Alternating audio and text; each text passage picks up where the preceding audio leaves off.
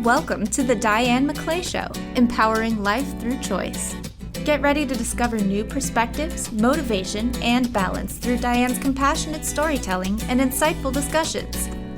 Whether you're feeling stuck and discouraged or curious and looking for more possibilities, Diane has your back, and she's ready to take you on a journey of self-discovery and expansion.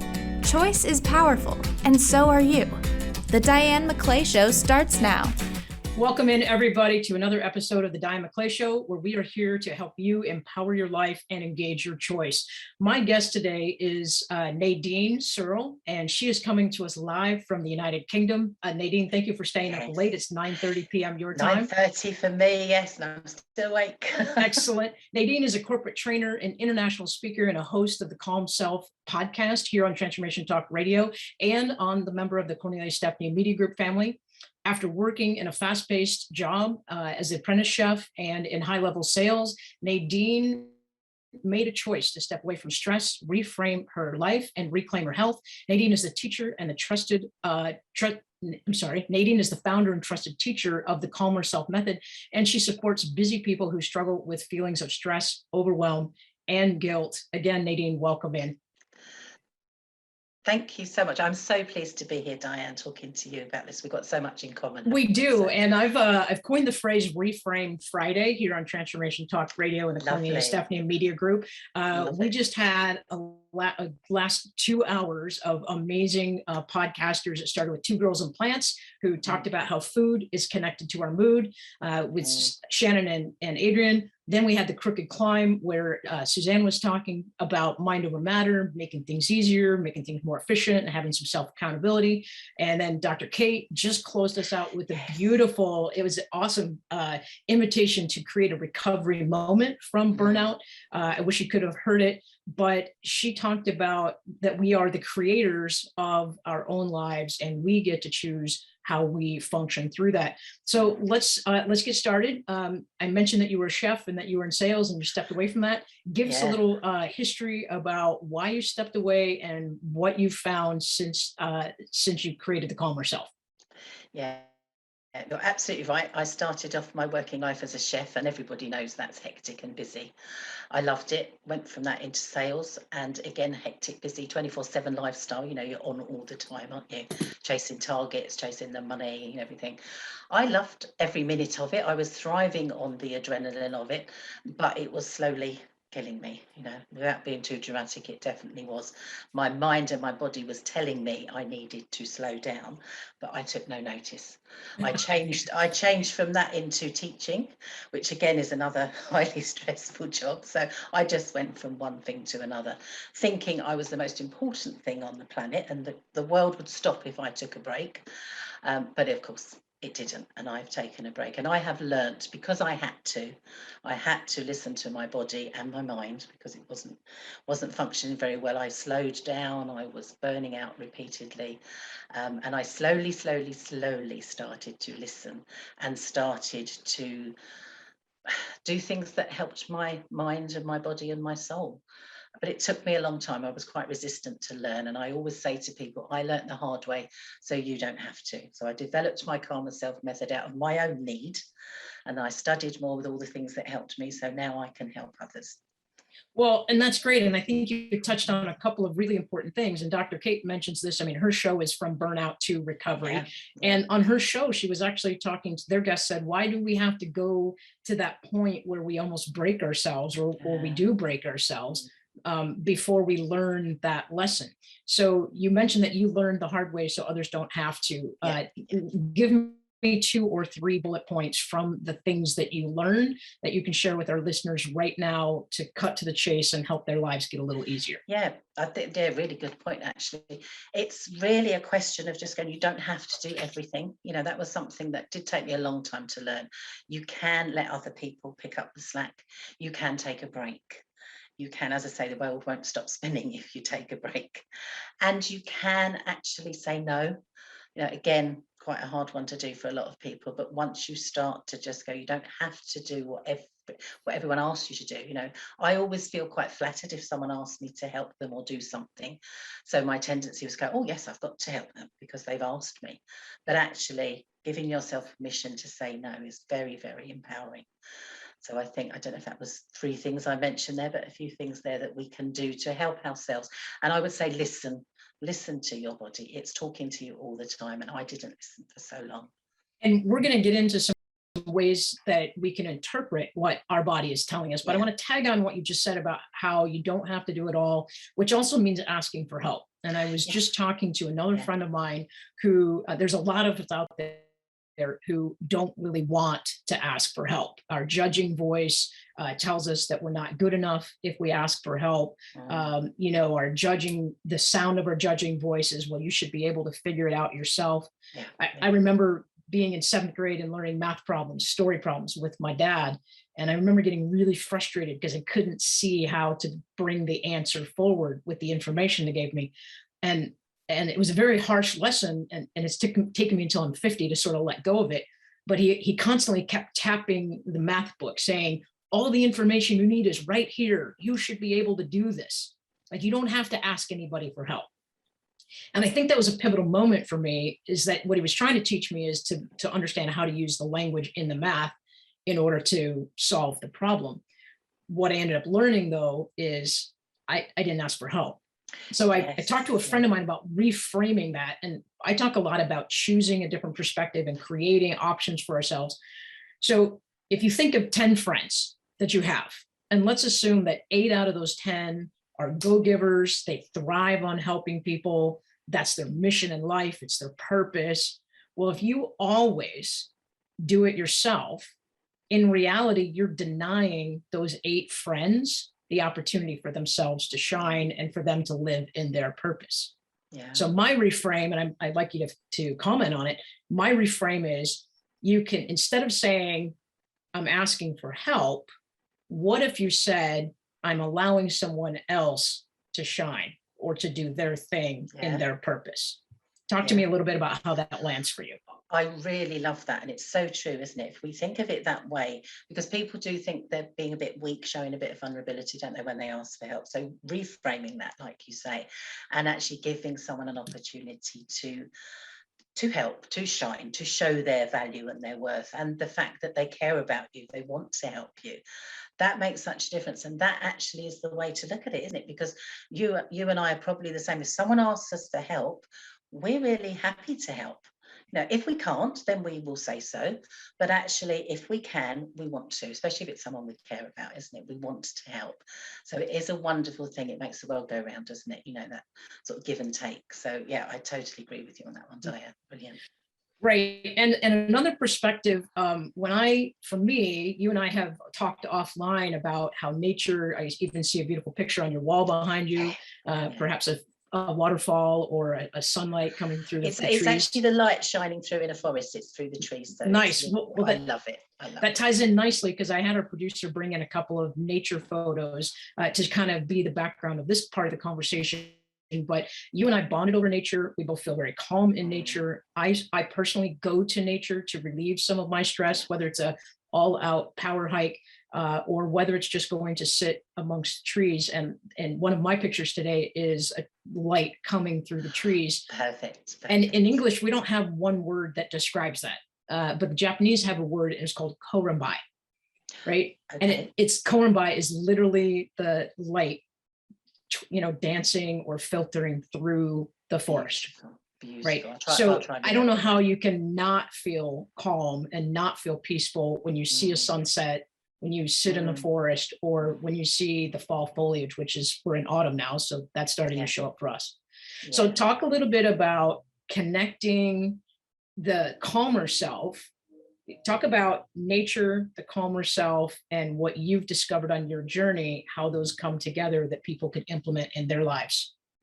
Yeah, it's so true, isn't it? I mean, I connect with nature, like you say, a lot. Nature is there to guide us. Again, if we stop, if we listen, if we take notice, a lot of the time we're so busy we don't notice, but when we do, it gives us so much, doesn't it? And I always say nature calms, nature soothes, and nature heals. because it does.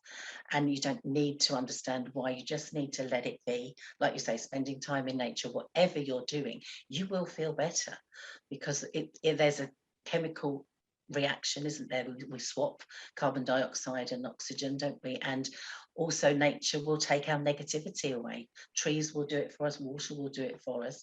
So if we spend time in nature without even trying, we are going to feel better.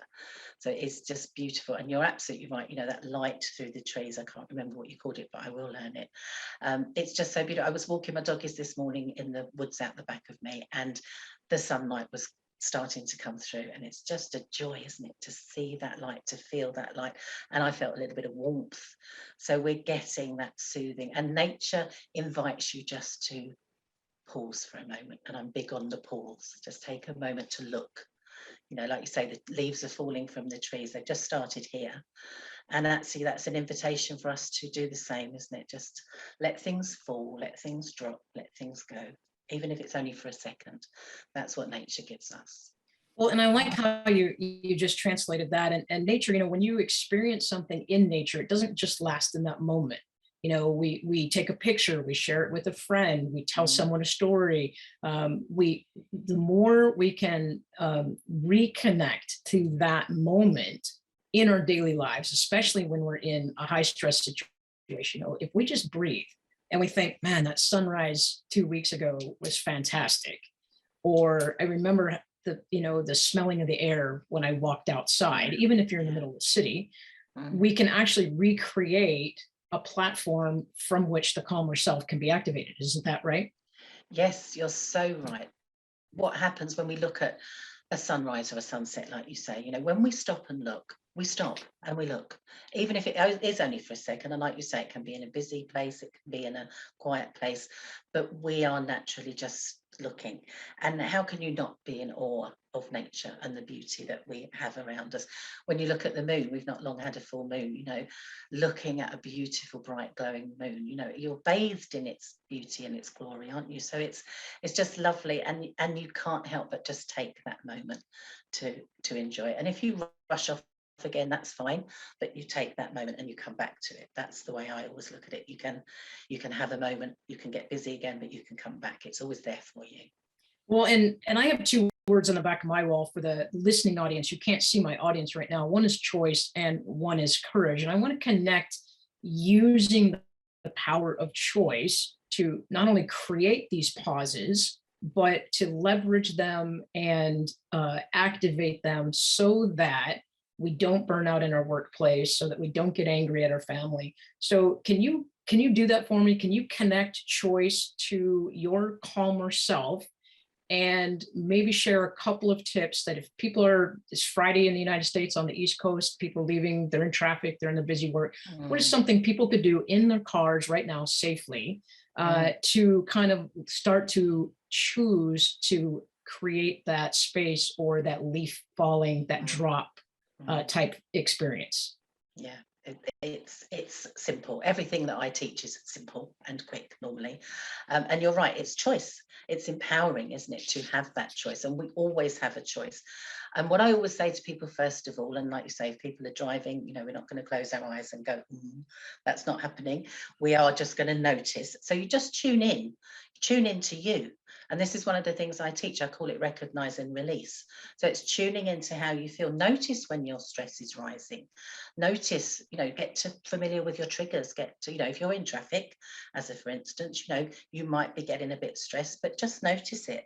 You're sitting in your car, you might be grabbing the steering wheel really tight, but just notice and then release.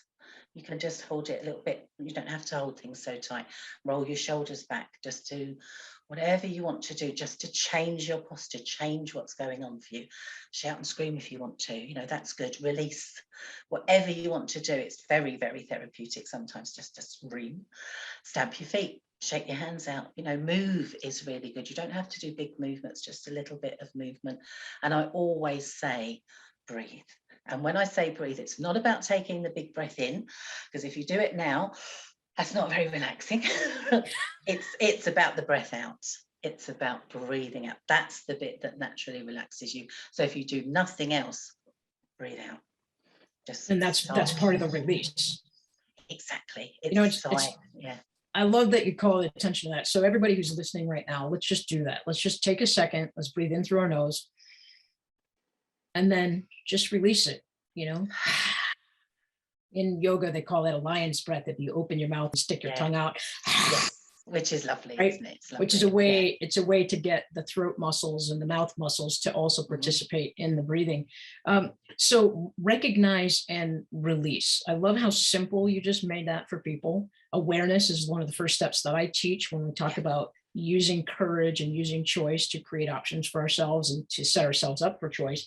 So when they recognize something that might make them feel more stressful or more overwhelmed, how do you talk to people through that step? How do you create the release if thinking about the thing creates stress and anxiety to begin with?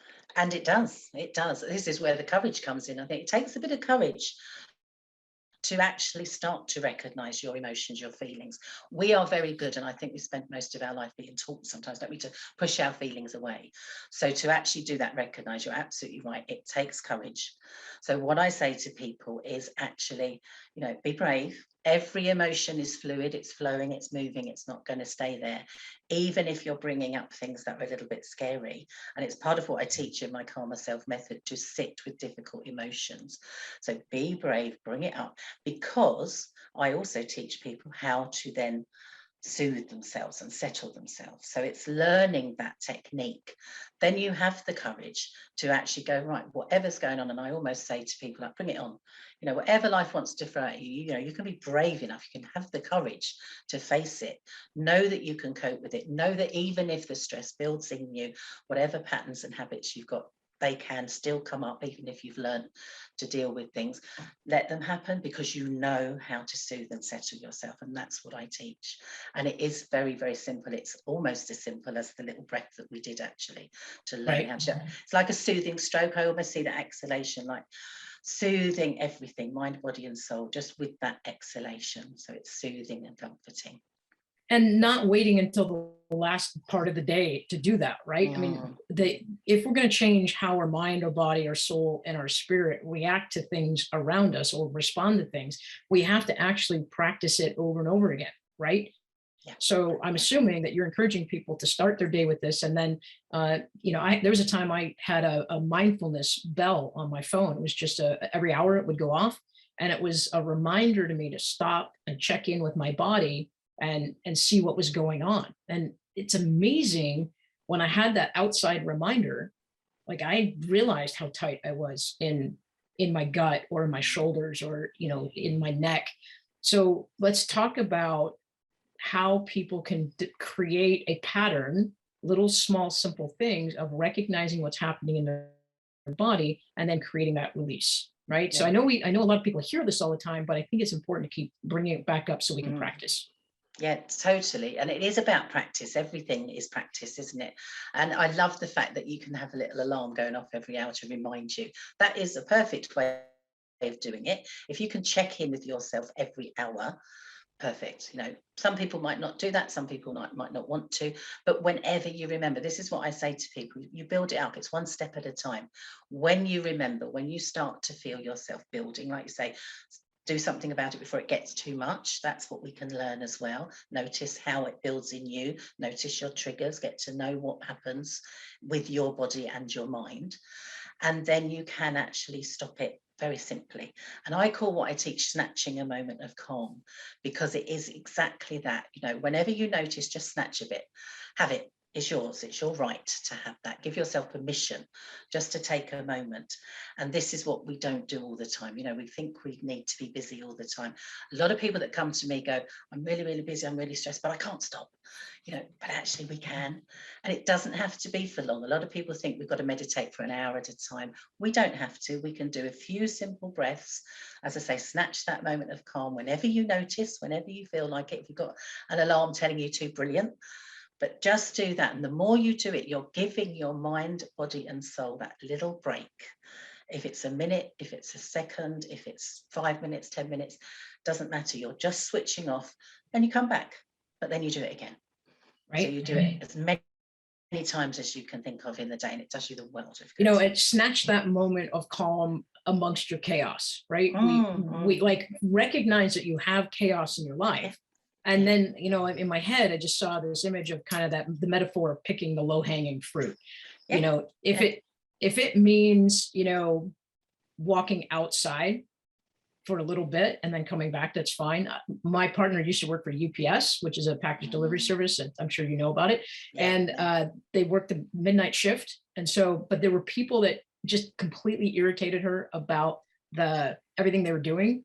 And she'd give me a call and I'd say, "What are you doing?" And she'd say, "I'm out looking at the stars. I got angry at somebody, so I'm looking at the stars." There you and then, go. you know what? 1 minute later, she's like, "Okay, I got to go." But just removing yourself from a situation that creates those triggers and then doing something very deliberate, like looking at the moon or the stars or a bug or whatever. Let's talk a little bit about what's happening in the brain. So you talked about some of the physical signs that we can see in our body, but let's talk about a little bit about the chemicals that are happening in our brain. I know you used the phrase, "Are you addicted to the adrenaline in your life, to the adrenaline in your chaos?" Speak a little bit about that and how choice and the calmer method can help our brains. Yeah, and it is addictive. The adrenaline, the cortisol that rushes around our body, you know, that fight or flight, we're all familiar with that saying, aren't we? Fight or flight, freeze. You know, whatever we do when we are in a stress state, we need a little bit of stress in our life, without a doubt. But if it's ongoing, then it's not good. And we are being flooded with all of the chemicals, all of the hormones, everything going around our body that we need when we're in a state of stress, when we're in a state, when we're fearing for our lives. That is what is happening when we're stressed. But as you know, and everybody knows, most of the time when we're feeling stress in our lives now, it's not a life or death situation. So we are feeling that stress. We're not running, we're not moving, we're not having to run away from that elephant or bear that's going to get us. You know, we are just feeling that stress, quite often sitting at a desk or driving, like we were talking about earlier, in a car. So it's not real. We haven't got that natural release. So it's learning how to actually change those chemicals in your body. And it's connected a lot with hormones as well, you know, our hormones rushing around. The chemicals are there for a reason, but it's not healthy if they're staying in places. They need to move. And again, it's getting that flow going. So like you say, you know, going for a walk in nature is brilliant because we're physically moving as well as using our mind. But it really is, if you just can feel, and I do it I'm doing it now as I'm speaking to you, like close your eyes, just let that breathe. You can actually in your mind give yourself a break. Just as you breathe, just imagine everything just slipping and sliding out of your head, over your body, down, down, down, down, down, letting it go to the earth beneath you, letting it go. So just very quickly and simply, you can do it in your mind. And that will change. That will have physically changed the chemicals in your body. Taking things, and I always say, switch off that busy head, getting out of your head. It's so powerful, and you can do it as simply as we just did then, you know, just taking that moment to visualize, pretend, imagine, you know, and it works.